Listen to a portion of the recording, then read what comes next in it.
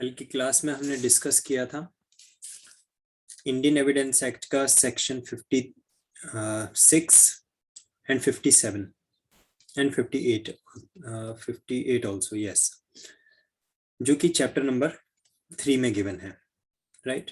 क्या पढ़ा था इसमें हमने मेनली ये पढ़ा था कि हर फैक्ट एंड इशू और हर रेलेवेंट फैक्ट को एविडेंस के थ्रू प्रूव किया जाना चाहिए, लेकिन ऐसे फैक्ट्स जो या तो एडमिटेड फैक्ट्स हैं या फिर जिनका कोर्ट जुडिशियल नोटिस लेती है इटसेल्फ, इन फैक्ट्स को किसी तरह के एविडेंस के थ्रू प्रूव करे जाने की जरूरत नहीं है। ये बात हमने पढ़ी थी। और सेक्शन 57 में तो पूरी आपको लिस्ट दे रखी है कौन कौन से ऐसे फैक्ट्स होंगे जिनका कोर्ट जुडिशियल नोटिस लेगा। उसमें क्या लैंग्वेज लिखी है? Court shall take judicial notice. आज हम पढ़ने वाले हैं chapter number 4 of Indian evidence act, जिसमें सिर्फ 2 ही सेक्शन है, सेक्शन 59 और सेक्शन 60। और ये चैप्टर डील करता है ओरल एविडेंस से। एविडेंस 2 ही तरह के हो सकते हैं, या तो ओरल एविडेंस, या कह सकते हैं हम के जो भी फैक्ट्स हैं उनको 2 ही तरह के एविडेंस से प्रूव किया जा सकता है, या तो ओरल एविडेंस के थ्रू या फिर डॉक्यूमेंट्री एविडेंस के थ्रू। तो सेक्शन 59 बताता है दैट ओरल एविडेंस क्या है, क्या किस चीज को कहा जाएगा। So section 59 says that proof of facts, जितने भी फैक्ट्स हैं उनका प्रूफ दिया जाना चाहिए बाय ओरल एविडेंस के through. All facts except the contents of the document. कोई डॉक्यूमेंट के कंटेंट से रिलेटेड, फॉर एग्जाम्पल मैं कहूं कि भाई मेरे पास में एक ट्रांसफर डीड है, एक ए और बी के बीच में सूट चल रहा है related to a property. B बोलता है I am the owner of this property, A भी बोलता है I am the owner of this property, right. और ए क्या बोलता है? ए बोलता है मेरे पास में इसकी रजिस्ट्री रखी हुई है, इस प्रॉपर्टी की, मेरे पास में इसकी रजिस्ट्री है प्रॉपर्टी की, और इसलिए मैं इसका ओनर हूं। अगर आपके पास में रजिस्ट्री रखी हुई है तो आप उसको प्रेजेंट कीजिए। इस पर्टिकुलर डॉक्यूमेंट के कंटेंट के लिए आप ओरल एविडेंस नहीं दे सकते। ये बात कहां लिखी है? सेक्शन 59 में। So all facts must be proved, all facts may be proved by oral evidence except 2 चीजें। कौन सी? एक तो डॉक्यूमेंट्री एविडेंस के कंटेंट, क्योंकि उस डॉक्यूमेंट को जब आप प्रेजेंट करोगे तो पता चलेगा उसमें जो कंटेंट लिखा हुआ है वो कितना सही है कितना गलत है। डॉक्यूमेंट के कंटेंट को आप ओरल एविडेंस से प्रूव नहीं कर सकते। और या फिर इलेक्ट्रॉनिक रिकॉर्ड अगर कोई है तो इलेक्ट्रॉनिक रिकॉर्ड को भी डॉक्यूमेंट की कैटेगरी में ही काउंट किया गया है। तो जो कोई भी कंटेंट ऑफ डॉक्यूमेंट्स हैं या फिर जो इलेक्ट्रॉनिक रिकॉर्ड्स हैं, उनके अलावा किसी भी फैक्ट को हम ओरल एविडेंस से प्रूव कर सकते हैं। और सेक्शन 60 ये कहता है ओरल एविडेंस जब कभी भी दिया जाए, it should be direct. Direct का मतलब है जिस पर्सन ने उस फैक्ट को होते हुए देखा हो, जिस पर्सन ने उस फैक्ट को खुद अपने कानों से सुना हो, तो उस पर्सन, या अपने किसी अदर सेंस से उसको फील किया हो, अपनी किसी दूसरी इंद्रियों से उसको खुद उसने महसूस किया हो, तो वो व्यक्ति जब आके एविडेंस देगा तो उसको ओरल एविडेंस कहेंगे। फॉर एग्जाम्पल ए ने बी का मर्डर किया और सी के सामने मर्डर किया, तो सी ने जो वहां पे मर्डर होते हुए देखा और C as an eyewitness court में जाके अगर टेस्टिमनी देता है, अपना बयान देता है, तो इससे कहा जाएगा कि ये डायरेक्ट एविडेंस है। लेकिन सी ने अपने बेटे को बताया, उसके बाद में उसका बेटा जाके कोर्ट में अगर एविडेंस देता है तो उसको कहा जाएगा ये हियरसे एविडेंस है, क्योंकि सी ने खुद ने तो देखा था लेकिन जो कोर्ट में एविडेंस दे रहा है सी का बेटा, उसने नहीं देखा था, या सी ने अपने भाई को बताया, सी ने अपने फ्रेंड को बताया। जिसने खुद ने उस पर्टिकुलर फैक्ट को कमिट होते हुए देखा है, वो पर्सन खुद जाके जब एविडेंस देता है तो ऐसा माना जाता है कि ये डायरेक्ट एविडेंस है। और उस पर्सन के अलावा कोई और व्यक्ति जिसने किसी और से सुना हो कहानी के रूप में, घटना के रूप में, तो वो देता है तो उसको हियर से एविडेंस कहा जाता है। अनुश्रुत साक्ष्य, हियर से सुनकर कहने वाला, राइट। हियर से, इसकी स्पेलिंग भी आप देखेंगे, हियर से एविडेंस जो है वो बहुत इनडायरेक्ट एविडेंस माना जाता है। तो हियर से एविडेंस की एडमिसिबिलिटी नहीं होती है। हियर से यानी सुनकर कहने वाला, तो वो नहीं, आपने खुद ने देखा होना चाहिए, डायरेक्ट एविडेंस होना चाहिए ओरल एविडेंस जो आप दे रहे हैं। जिस तरह से डॉक्यूमेंट्री एविडेंस की भी आप बात करेंगे, हम अभी पढ़ेंगे, तो डॉक्यूमेंट्री एविडेंस में भी प्राइमरी और सेकेंडरी दो तरह के होते हैं। तो हमेशा कहा जाता है डॉक्यूमेंट्री एविडेंस में प्राइमरी एविडेंस प्रेजेंट कीजिए, प्राइमरी डॉक्यूमेंट प्रेजेंट कीजिए, सेकेंडरी नहीं। इसी तरह से जब ओरल एविडेंस दिया जाए तो डायरेक्ट एविडेंस होना चाहिए, हियर से या फिर इनडायरेक्ट नहीं, ये बात ध्यान रखने की। तो सेक्शन 60 क्या कहते हैं, देखिए, oral evidence must be direct. अब डायरेक्ट एविडेंस किसे कहा जाएगा उसके बारे में यहाँ पे कुछ पॉइंट्स लिखें। Oral evidence must in all cases whatever be direct, that is to say, तो डायरेक्ट कब कहा जाएगा, if it refers to a fact which can be seen, ऐसा कोई तथ्य जिसे देखा जा सकता है। It must be the evidence by witness who says I saw it, तो वो ऐसे किसी व्यक्ति के द्वारा होना चाहिए जो कहे कि हाँ मैंने खुद ने देखा था। ऐसा नहीं कि देख के तो मेरे फैमिली मेंबर दूसरा आया था उसने मुझे बताया था तब मैं यहाँ पे आके यहाँ गवाही दे रहा हूँ, नहीं। अगर कोई देखने वाला साक्ष्य, कोई देखने वाला तथ्य है तो ऐसे व्यक्ति की गवाही मायने रखेगी जो कहे कि हाँ मैंने खुद ने देखा। दूसरा पॉइंट क्या कहता है, if it refers to a fact which could be heard, जो ऐसा कोई तथ्य जो सुना जा सकता है।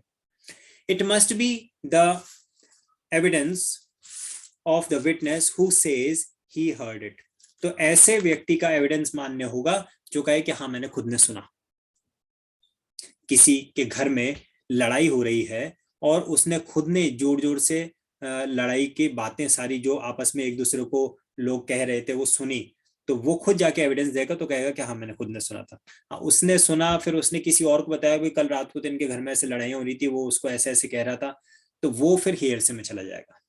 ठीक है, देखिए थर्ड पॉइंट क्या कहता है, if it refers to a fact which could be perceived by any other senses, perceived by other senses or in any other manner, it must be the evidence of a witness who says he perceived it, तो ऐसा कोई दूसरा तथ्य जिसको अपनी किसी इंद्रियों से बोधगम्य किया जा सकता है, तो उस व्यक्ति का साक्ष्य मान्य होगा जो कहे कि हाँ मैंने खुद ने उसको महसूस किया है, मैंने खुद ने उसे उसका बोध किया है, by that sense or in that manner. For example हम कह सकते हैं, अगर मैं आपको शक्कर खाने के लिए दूं, बहुत सिंपल से एक एग्जाम्पल दे रहा हूं, मैं आपको शक्कर खाने के लिए दूं और आप शक्कर खा के कहेंगे कि हाँ ये मीठा है, तो आपने क्या किया, आपने उस पर्टिकुलर एलिमेंट को टेस्ट किया और आपको पता चला कि ये शुगर जो होती है, शक्कर होती है, खाने में मीठी होती है, लेकिन आपने फिर किसी और को बताया कि सर ने मुझे शक्कर खाने के लिए दी थी, वो मीठी थी, उस व्यक्ति ने खुद ने कभी टेस्ट नहीं किया था, और वो जाके अगर गवाही देता है तो उसको क्या कहा जाएगा, उसका जो एविडेंस है वो हियर्स एविडेंस होगा, लेकिन आपने खुद ने उसको टेस्ट किया है अपने खुद टेस्ट के सेंस से, तो आपका जो एविडेंस है वो क्या कहलाएगा, आपका एविडेंस डायरेक्ट एविडेंस कहलाएगा। तो ये एग्जाम्पल हो गया कि कहाँ पे हम दूसरे कौन से सेंसेस से उसको महसूस कर सकते हैं। अगर मान लीजिए आप किसी हिल स्टेशन पे जाते हैं और वहां पे आप महसूस करते हैं कि यहाँ पे सर्दी काफी तेज है, और फिर आप आके गवाही देते हैं कि उस हिल स्टेशन पे जहां मैं गई या मैं गया वहां पे काफी तेज सर्दी थी, तो ये तो होगा डायरेक्ट एविडेंस क्योंकि आपने खुद ने महसूस किया उस सर्दी को।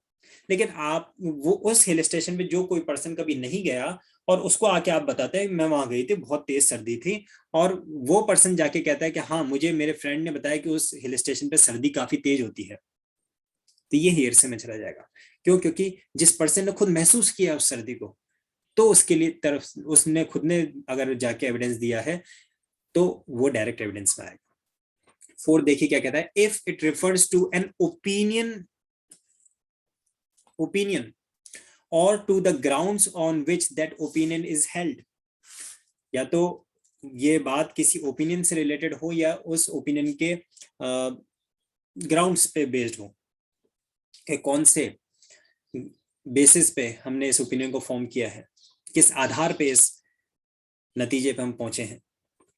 It must be the evidence of the person who hold that opinion, तो जिस व्यक्ति की खुद की वो ओपिनियन है वो खुद आके जब देगा तो माना जाएगा कि डायरेक्ट एविडेंस है। ऐसा नहीं होना चाहिए एक पर्सन ने अपनी ओपिनियन दे दी और फिर दूसरे जिन जिन लोगों ने उस ओपिनियन को सुना वो लोग आके दे रहे, तो उसको इनडायरेक्ट माना जाएगा। तो जिस व्यक्ति ने खुद ने अपनी ओपिनियन रखी है, सोचा है, वो खुद आके देता है। तो यहाँ पे टोटल 4 पॉइंट्स सेक्शन 60 में दे रखे हैं। which can be seen, which can be heard, which can be perceived through other senses and the opinion. ये 4 पॉइंट्स आपको सेक्शन 60 के लिए याद रखने हैं, जो क्या कहता है कि ओरल एविडेंस हमेशा डायरेक्ट होना चाहिए। किसी भी तरह का कोई कंफ्यूजन, कोई डाउट है तो आप लोग चैट बॉक्स में लिख सकते हैं, और जो लोग यूट्यूब पे इसको बाद में देखेंगे वो कमेंट में मेंशन कर सकते हैं। आगे कुछ और पॉइंट इससे रिलेटेड इंपॉर्टेंट है, वो क्या है? The term oral signifies by words of mouth. किसे आप ओरल कहेंगे? ओरल तो उसे कहेंगे ना जो व्यक्ति अपने खुद के मुंह से अपने शब्दों में अगर कोई बात कह रहा है, लेकिन इसका भी एक एक्सेप्शन है। एक्सेप्शन कहें या एक तरह का रिलैक्सेशन कहें, सेक्शन 119 में आपको ये देखने के लिए मिलता है, कोई ऐसा व्यक्ति जो बोल नहीं सकता है तो वो तो अपने वर्ड्स में कह नहीं पाएगा। वैसे तो ओरल का मतलब है वर्ड्स ऑफ माउथ। अब कोई व्यक्ति अगर गूंगा है तो कैसे बोलेगा, या फिर उसके ऐसी चोट लगी जिसकी वजह से वो गूंगा नहीं था लेकिन अब वो नहीं बोल सकता है। तो ऐसी सिचुएशन में a witness who is unable to speak is permitted and considered as competent to give evidence in any manner. Any manner मतलब वो इशारों में बोलेगा, उसको भी ओरल एविडेंस की कैटेगरी में लेंगे। अगर वो लिख कर देगा तो उसको भी ओरल एविडेंस में लेंगे। अगर वो कोई चित्र वगैरह बना दे किसी भी तरह से, so in which he can make it intangible यानी कि लोगों को महसूस करवा सकता है। तो वो रिटन वर्ड्स में हो सकता है, वो इशारों में हो सकता है, जेस्चर्स में हो सकता है, वो सिंबल्स में हो सकता है, किसी तरह के चिन्हों के तरफ एक्सप्रेशन के थ्रू हो सकता है, गुस्सा, प्यार, इस तरह के एक्सप्रेशंस के थ्रू हो सकता है चेहरे के, और कंडक्ट के थ्रू हो सकता है। कोई भी ऐसा एनी अदर मैनर, ऐसा कोई व्यक्ति जो बोलने में सक्षम नहीं है तो वो किसी भी अदर मैनर में जो अपने एविडेंस को इंटेंजिबल प्रूव कर पाता है उसे भी ओरल एविडेंस की कैटेगरी में लिया जाएगा। ये सेक्शन 119 ऑफ इंडियन एविडेंस में दे रखा है, तो ये इंपॉर्टेंट है ध्यान रखने के लिए। वैसे क्या कहा है सेक्शन 60 में? That oral evidence must be direct. अब यहाँ पे ओरल एविडेंस जो पर्सन बोल ही नहीं सकता वो कैसे देगा? वो तो इशारों में देगा या लिख कर देगा या किसी अदर। एक केस था, अगर आप लोगों को याद हो, queen versus Abdullah. Queen versus Abdullah के केस में भी ये था कि जो विक्टिम थी उसका गला पूरी तरह से रेत दिया गया था और वो बोल नहीं सकती थी। तो जो हॉस्पिटल में जब वो थी तो उसकी आंटी उसके पास में बैठी हुई थी और वहां पे बहुत सारे लोग थे। तो आंटी ने कहा कि मैं यहाँ पे जितने लोग प्रेजेंट हैं उन सबके नाम लेते जाऊंगी, और जिसने तुम्हारे साथ में ऐसा किया है तो तुम उसको बता देना कि ये किसने किया है। तो एक एक करके जब उसके आंटी नाम लेती गई तो जैसे ही अब्दुल्ला का नाम आया तो वो जो विक्टिम थी उसने अपनी आंटी का हाथ दबाया। मीन्स हाथ दोनों एक दूसरे का हाथ पकड़ रखा होगा तो उन्होंने थोड़ा सा प्रेशर महसूस किया अपने हाथ पे। तो ये माना गया कि ये एक ओरल एविडेंस था कि उसने कहा कि अब्दुल्ला ने मेरे साथ में ये एक्ट किया है। सो क्वीन वर्सेस अब्दुल्ला का ये लीडिंग केस लॉ है। एक और चीज यहाँ पे मैं आपको बताना चाहूंगा, जो हमने वर्ड पढ़ा हियरसे एविडेंस। हियरसे एविडेंस जिसको हम हमेशा इनडायरेक्ट मानते हैं और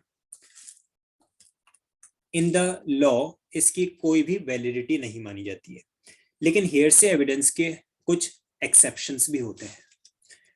हियरसे एविडेंस के का मतलब होता है जो सुना सुनाया अगर कोई साक्ष्य है तो उसकी कोई वैलिडिटी नहीं होगी, but there are certain exceptions to the hearsay rule. वो क्या क्या होंगे? सबसे पहला सेक्शन 6 में हमें देखने के लिए मिलता है, आप इसको नोट डाउन कर सकते हैं। सेक्शन 6 में हमें देखने के लिए मिलता है रेस जेस्टी। रेस जेस्टी जो है वो हियरसे एविडेंस का एक एक्सेप्शन है। नॉर्मली तो ये माना जाता है जब किसी और का सुना हुआ साक्ष्य है तो उसकी कोई वैलिडिटी नहीं, लेकिन रेस जेस्टी को पूरी वैलिडिटी मानी जाती है। सेक्शन 6 को हम ऑलरेडी अपने प्रीवियस लेक्चर्स में कवर कर चुके हैं, अगर आपने नहीं देखा तो उसको जरूर से जाके देखिएगा। इसके अलावा जो एडमिशंस एंड कन्फेशंस हैं, एडमिशंस एंड कन्फेशंस भी हियरसे एविडेंस का एक्सेप्शन माने जाते हैं। एडमिशंस एंड कन्फेशन आपको सेक्शन 17 से लेकर सेक्शन 30 तक देखने के लिए मिलेंगे। इवन 30 तक ले लीजिए, 31 भी ले सकते हैं आप। तो ये एडमिशंस एंड कन्फेशन भी हियर से एविडेंस का एक्सेप्शन में आते हैं। थर्ड, इसमें आप ले सकते हैं डाइंग डिक्लेरेशन को, जो सेक्शन 32 में कवर होता है।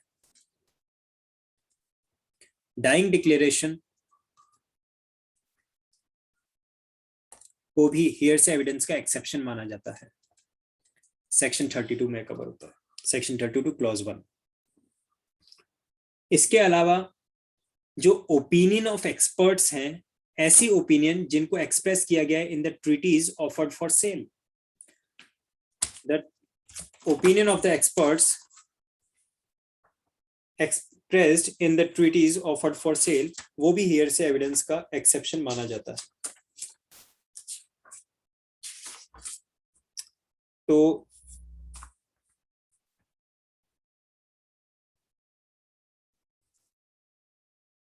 राइट, इसको लिखूं मैं कहां पे, यहां लिख देता हूं, point number 4,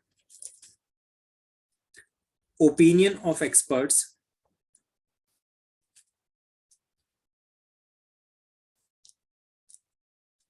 expressed in treaties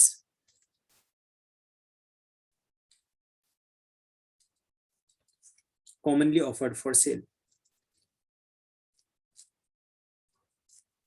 ये सारे पॉइंट्स आप लिख लीजिएगा, क्योंकि ये बेरक में नहीं मिलेंगे आपको, तो आप लिख लेना, इसमें नोट्स में प्रोवाइड नहीं हो पाते, इसलिए मैं अभी लिखवा रहा हूँ। और इसके अलावा आप जब देखेंगे पॉइंट नंबर 5, और मैं बता रहा हूँ एक्सेप्शन टू हियर से एविडेंस, हियर से रूल हम बता रहे हैं, सेक्शन 33, सेक्शन 34 एंड सेक्शन 35, ये सभी, all these 5 are the exception to hearsay evidence।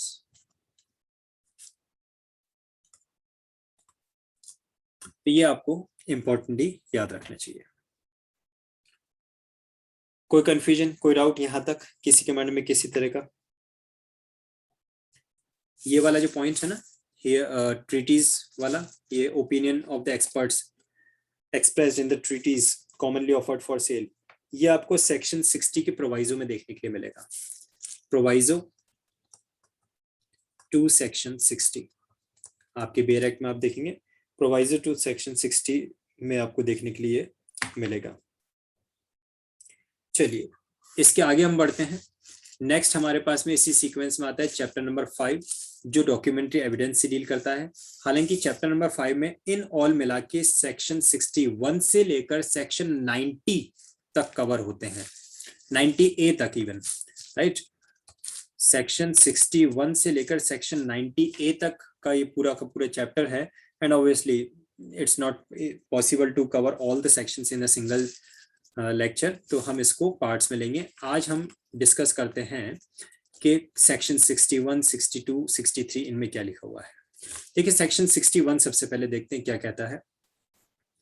Proof of contents of document. अभी हमने सेक्शन 59 में पढ़ा था कि जितने भी फैक्ट्स हैं उनको ओरल एविडेंस से प्रूव किया जा सकेगा except the contents of document. तो फिर कंटेंट्स ऑफ डॉक्यूमेंट के लिए क्या किया जाएगा? तो कंटेंट्स ऑफ डॉक्यूमेंट को या तो प्राइमरी एविडेंस से प्रूव किया जाएगा या फिर सेकेंडरी एविडेंस से प्रूव किया जाएगा। ये बात लिखी हुई है सेक्शन 61 में। Proof of contents of document, the contents of document may be proved either by primary और बाय सेकेंडरी एविडेंस। और एक केस था राम सिंह वर्सेस कर्नल राम सिंह, 1986 का ये केस है सुप्रीम कोर्ट का, और इसमें ये हेल्ड हुआ था कि जो टेप रिकॉर्ड है उसे डॉक्यूमेंट्री एविडेंस माना जाता है। और अब तो वैसे भी इलेक्ट्रॉनिक रिकॉर्ड के लिए सारे ही अमेंडमेंट्स इसमें ऐड हो चुके हैं। ये तो खैर 1986 का केस है, पर 2000 के बाद में इन जितने भी इलेक्ट्रॉनिक एविडेंसेस थे उनको भी डॉक्यूमेंट की कैटेगरी में ही लिया जा चुका है, राइट। तो सेक्शन 61 कहता है कि जितने भी कंटेंट्स ऑफ डॉक्यूमेंट है, वो कंटेंट्स ऑफ डॉक्यूमेंट को प्रूव करने के लिए आपको क्या चाहिए? या तो प्राइमरी एविडेंस चाहिए या फिर आपको सेकेंडरी एविडेंस चाहिए। प्राइमरी डॉक्यूमेंट या फिर सेकेंडरी डॉक्यूमेंट चाहिए। सेक्शन 62 बताता है कि प्राइमरी एविडेंस क्या होता है, और सेक्शन 63 में आपको देखने के लिए मिलेगा कि सेकेंडरी एविडेंस क्या होता है। इसके बाद में सेक्शन 64 में आपको पहले एक बार दिखाता हूं सेक्शन 64 में क्या लिखा गया है? सेक्शन 64 में ये लिखा है that is documents must be proved bye primary evidence. Documents को हमेशा प्राइमरी एविडेंस, दो तरह के एविडेंस हो गए डॉक्यूमेंट्स में, एक प्राइमरी एविडेंस, एक सेकेंडरी एविडेंस। और ये लिखा गया है सेक्शन 64 में कि जितने भी डॉक्यूमेंट्स हैं उनको हमेशा जहां तक पॉसिबल हो प्राइमरी एविडेंस के थ्रू ही प्रूव किया जाना चाहिए, accept in the cases here and after mentioned. यानी कि 64 में तो ये लिख दिया, और उसके बाद में जितने सेक्शंस हैं वो बता रहे हैं कौन कौन सी ऐसी कंडीशंस होंगी जहां पे हम सेकेंडरी एविडेंस के थ्रू भी, या सिंपल वर्ड्स कहा जाए तो सेकेंडरी डॉक्यूमेंट के थ्रू भी, कॉपीड डॉक्यूमेंट के थ्रू भी हम प्रूव कर पाएंगे किसे, एविडेंस को, सॉरी कंटेंट ऑफ डॉक्यूमेंट्स को। तो सेक्शन 65 ये बात करता है the cases in which secondary evidence relating to a document may be given. Section 64 तो क्या कहता है, हर डॉक्यूमेंट के कंटेंट को अगर आपको प्रूव करना है तो आप प्राइमरी एविडेंस आपको जरूरत पड़ेगी। लेकिन 65 इसका एक्सेप्शन, 65 कहता है कि कौन से ऐसे केसेस होंगे, कौन सी ऐसी सिचुएशंस होंगी जहां पे हम डॉक्यूमेंट्स के कंटेंट को प्रूव करने के लिए सेकेंडरी एविडेंस को परमिट कर सकेंगे, अलाउड कर सकेंगे। अब इन सारी लिस्ट को, कौन कौन से वो कंडीशंस हैं, लिस्ट है, उसको हम बाद में देखेंगे, क्योंकि पहले हमें ये समझ लेना चाहिए what do we mean by primary evidence, what do we mean by secondary evidence. Primary and secondary document को समझना वो जरूरी है। तो सेक्शन 62 की तरफ हम बढ़ते हैं। देखिए सेक्शन 62 हमें डिफाइन कर रहा है regarding the meaning of primary evidence. Primary evidence means the document itself produced for the inspection of the court.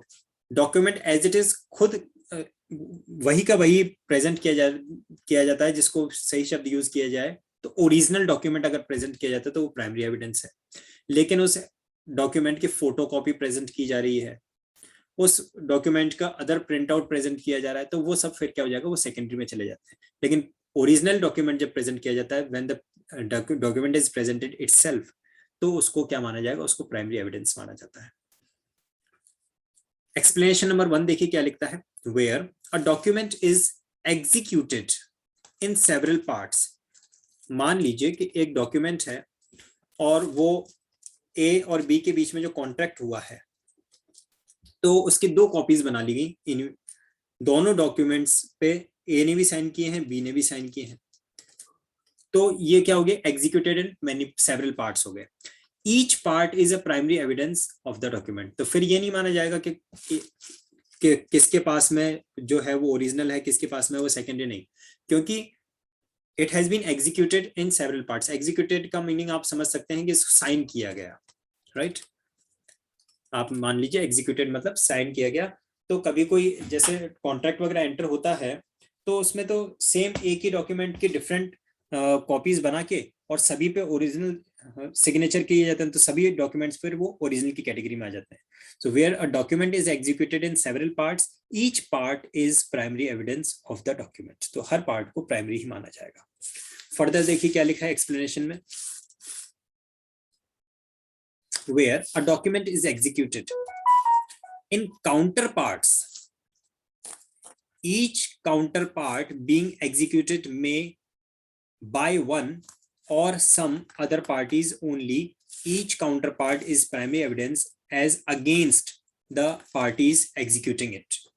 अगर कोई ऐसा डॉक्यूमेंट है जो काउंटर पार्ट्स में साइन किया जाता है, काउंटर पार्ट्स का मतलब हो गया ए के पास एक डॉक्यूमेंट, ए ने एक डॉक्यूमेंट बनाया, उसमें बी ने साइन कर दिया, एग्जीक्यूट कर दिया, फिर बी ने एक डॉक्यूमेंट बनाया, उस पे ए ने साइन कर दिया, तो जिस पर्सन ने साइन किया है वो डॉक्यूमेंट उसके खुद के लिए तो प्राइमरी एविडेंस है, सामने अदर पर्सन के लिए वो सेकेंडरी एविडेंस हो जाएगा। देखिए एक बार वापस क्या लिखा है, where a document is executed in counterparts, each counterpart being executed by one or some of the other parties only, each counterpart is primary evidence as against the parties executing it।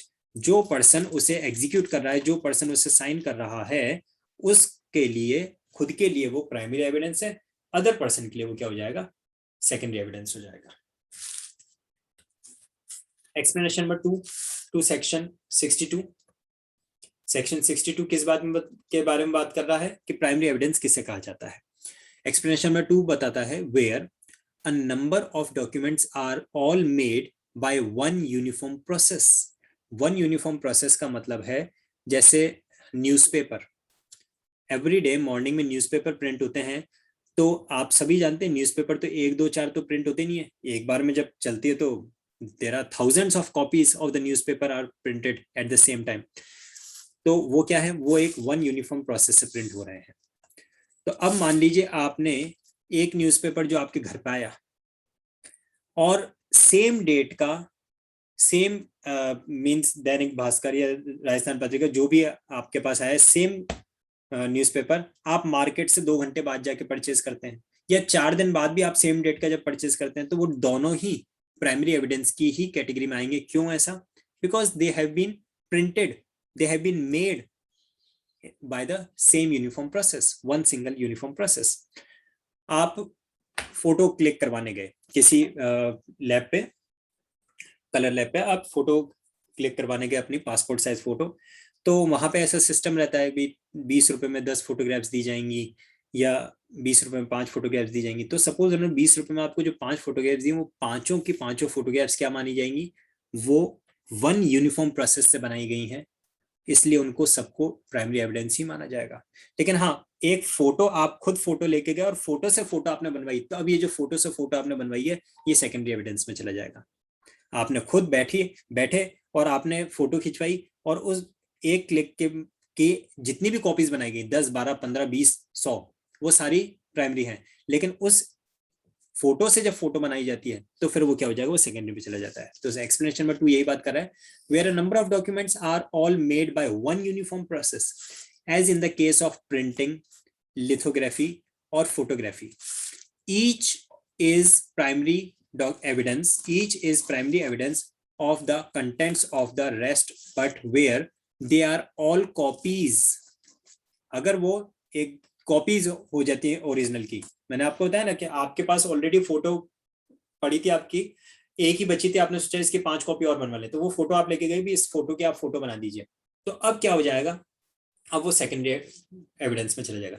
They are not primary evidence of the contents of the original, तो original का वो primary evidence नहीं माना जाएगा। जब photo से photo बनवाएंगे तो वो सेकेंडरी एविडेंस हो जाएगा, लेकिन एक बार में जितनी भी फोटोज एक साथ बनती हैं वो सारी एक दूसरे की प्राइमरी एविडेंस मानी जाएगी। रिलेटेड टू प्राइमरी एविडेंस कोई कंफ्यूजन, कोई डाउट हो तो प्लीज पूछिए। आगे बढ़ते हैं हम लोग सेक्शन 63 की तरफ। सेक्शन 63 बात करता है कि सेकेंडरी एविडेंस क्या होगा, उसका क्या मीनिंग है।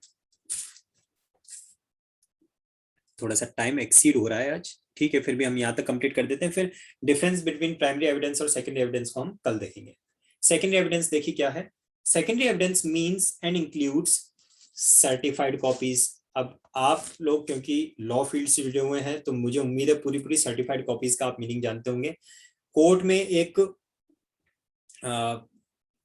कॉपिंग रूम होता है और कॉपिंग रूम से आप जितने भी कोई जजमेंट्स आए हैं या कोई डॉक्यूमेंट्स अपोजिट पार्टी ने प्रेजेंट किए हैं, हर चीज की आप एक सर्टिफाइड कॉपी निकलवा सकते हैं। तो जो सर्टिफाइड कॉपी है उसे किस में काउंट किया जाएगा, उसमें उसे सेकेंडरी एविडेंस में काउंट किया जाएगा। Copies made from the original by the mechanical process, तो अभी हमने बनाया था ना कि एक ही फोटो से हमने दूसरी और फोटोज बनवा ली, तो वो क्या हुआ, ओरिजिनल से हमने मैकेनिकल प्रोसेस के थ्रू और बनवा लिया। या फिर एक डॉक्यूमेंट था उसकी फोटोकॉपी करवा लिया हमने, जेरोक्स करवा लिया, तो वो भी क्या हो जाएगा, वो भी सेकेंडरी एविडेंस में चला जाएगा। कॉपीज मेड फ्रॉम और compared with the original, original से कॉपी बनाई है या फिर ओरिजिनल से सिर्फ कंपेयर करवाई। कंपेयर का मतलब होता है उसकी जो फोटोकॉपी थी उसके ऊपर आपने अटैच करवा लिया, नोटरी करवा लिया, तो उसको कंपेयर करवा लिया, तो वो भी किस में चली जाएगी, वो आपकी सेकेंडरी में चली जाएगी। Counterparts of the documents as against the parties who did not executed, हमने प्राइमरी में पढ़ा था कि जो पर्सन काउंटर पार्ट्स को एग्जीक्यूट करता है, जो एग्जीक्यूट करता है उसके लिए तो वो प्राइमरी है, लेकिन अदर पार्टी के लिए वो सेकेंडरी हो जाएगा। Who did not execute it, उसके लिए क्या हो जाएगा, वो सेकेंडरी हो जाएगा। फिफ्थ आता है oral accounts of the contents of document. कभी भी अगर किसी कंटेंट ऑफ डॉक्यूमेंट के लिए ओरल एविडेंस दिया जाएगा तो उसे भी सेकेंडरी एविडेंस माना जाएगा। कहाँ लिखी थी ये बात कि हर कंटेंट ऑफ डॉक्यूमेंट के लिए हमें हर कंटेंट ऑफ डॉक्यूमेंट को हमें डॉक्यूमेंट्री एविडेंस से प्रूव करना चाहिए। सेक्शन 59 में ये बात देखने के लिए मिलती है कि हमें जितने भी कंटेंट ऑफ डॉक्यूमेंट्स हैं उन्हें डॉक्यूमेंट्री एविडेंस से प्रूव किया जाना चाहिए। और content of document and electronic records के अलावा अगर कोई डॉक्यूमेंट होता है तो उसको ओरल एविडेंस से प्रूव कर सकते हैं। अब अगर आपने किसी कंटेंट ऑफ डॉक्यूमेंट का ओरल अकाउंट दिया है, ओरल उसका आपने एविडेंस दिया है, तो उसे किस में माना जाएगा, उसको सेकेंडरी एविडेंस में काउंट किया जाएगा। अब यहाँ पे नोट्स में मैंने एक टेबुलर फॉर्मेट में प्रेजेंट किया है कि प्राइमरी एविडेंस और सेकेंडरी एविडेंस में क्या डिफरेंस रहता है। इसे हम अपनी कल की क्लास में डिस्कस करेंगे। और यहाँ तक मैंने आपको पढ़ाया है, यहाँ तक आप बेयर एक्ट से एक बार दोबारा से वापस रीड कर लेना। कोई कंफ्यूजन, कोई डाउट होगा तो कल की क्लास में उसको डिस्कस करेंगे।